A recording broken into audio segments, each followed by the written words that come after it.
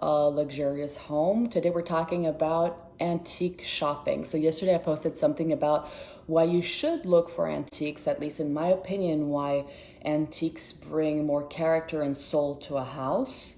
Of course, we're not talking about creating a whole museum in your house, but mixing modern pieces and antiques is always a great combination.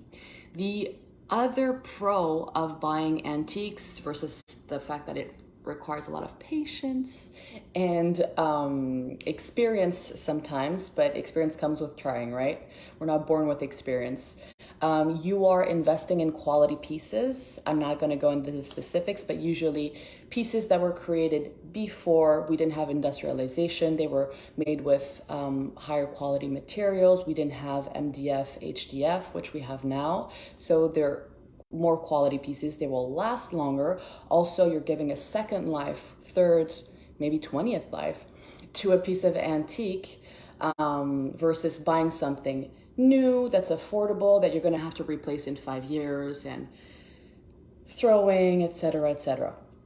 When you're shopping for antiques, do not be afraid of imperfections. That doesn't mean buy something that's falling apart, but imperfections when it comes to antiques is kind of a beauty mark. I'm going to talk about different points. Typically, the items I look for when I'm either at Les Puces in Paris or shopping for antiques in New York or another city in Europe for my clients. So first off, we're going to talk about wood furniture, which is the main item that is purchased in antiques by interior designers.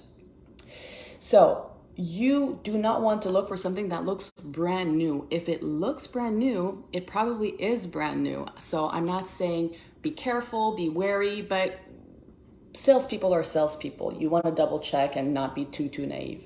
So you look at the condition. You also look at the nails that are on the piece of wood. If there are nails, if they're super shiny, that might be an indicator that it's a more recent piece.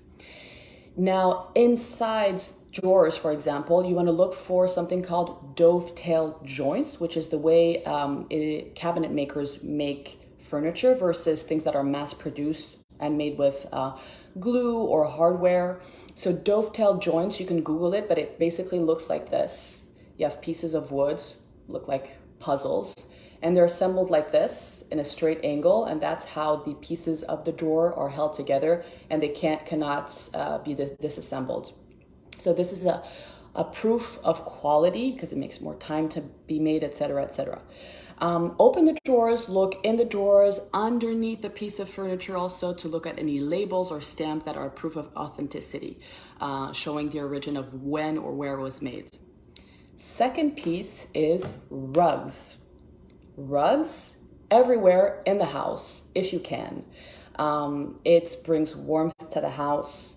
It compartmentalizes a room. If you have a big open space, you can create a space for living room, dining room, playroom for your kids maybe.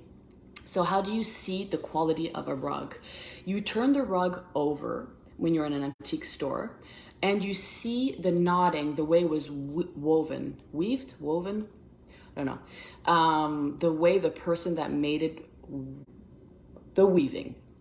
The more knots there are, the tighter the knots, the more knots there are. And so that is a gauge of quality for the rug because more time, more effort put in the rug. And so that also means that the rug might be pricier. And maybe you're telling me, Carol, I have no idea what a lot of knots is because I've never seen the back of a rug. So in that case, you can maybe compare two rugs or go from one antique booth to another and see the number of knots in the back. What I would not recommend doing is buying a rug that is fraying. Unless you're planning on having the rug taken in professionally by someone who knows how to repair rugs. Fraying of a rug is like, you know, that little thread you pull on a wool sweater.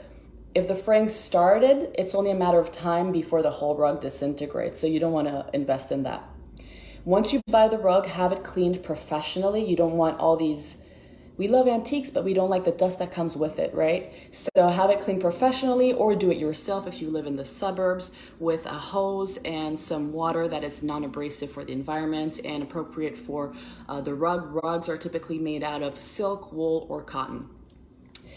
Third piece, silverware. So, silverware, I'm not talking about stainless steel crate and barrel forks. When you go to antique stores, you're typically looking for silverware. So you have silver plated, which means you have silver that is coated on top of usually a metal, a cheaper metal.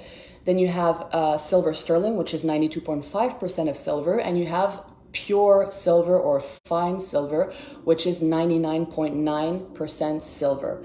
So if you want to check how pure it is, to just have an idea, you can bring a magnet, and then if you put the magnet to the silver cutlery, if it sticks to it, it means the stainless steel underneath, so it's coated, it's plated, it's not silver, sterling silver. That's not a 100% efficiency guaranteed, because sometimes it is plated on brass or copper, and brass and copper are not magnetized, are not attracted to magnets. So that's not going to give you any indication. But real silverware, I'm losing my English, has a mark on it, just like our gold rings that we had or bought has a little mark on it. So you can also check that. Now we're going to talk about what goes with cutlery, dishes.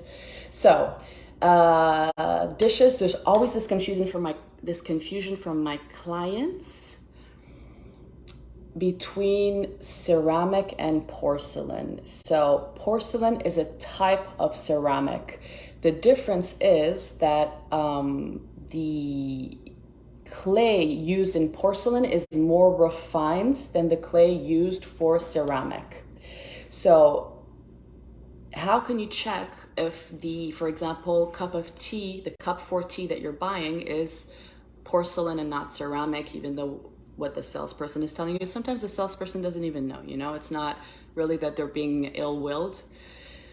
You put your light through the phone, you put the phone of your iPhone through the cup. If the light comes through, it's porcelain, because, right, remember, more refined, less thick. If it doesn't come through, it means it's ceramic. Porcelain is pricier and is more for like special occasions, even though it's harder because it's cooked at higher temperatures. Another thing you want to look on dishes is if it's hand painted versus if it's transferware. So transferware, it means that the print is made on a copper plate, and it's put then on a piece of paper, and the piece of paper is applied on the body of the cup or the dish or the vase. So of course, hand painted means it's more artisanal, it took more time, it's more authentic. You can typically see when it's hand painted because there's brush strokes, there's more imperfections. There's the design doesn't stop on the rim of the cup, for example. Those are details. So what does that indicate that it's hand painted versus transferware? It depends on what you're looking for. Maybe you want hand painted, or you want something that's more elaborated, like no imperfections. Hand painted means that it's either made before the 18th century, because transferware was created in the 18th century, if the salesperson is telling you that it's an antique, or we still make hand painted things today, and it means it's might be a little pricier because there's more effort that's put into it. Voila. I hope this helped. If you have any questions, don't hesitate to DM me, and have a great weekend, hopefully shopping for antiques. Bye.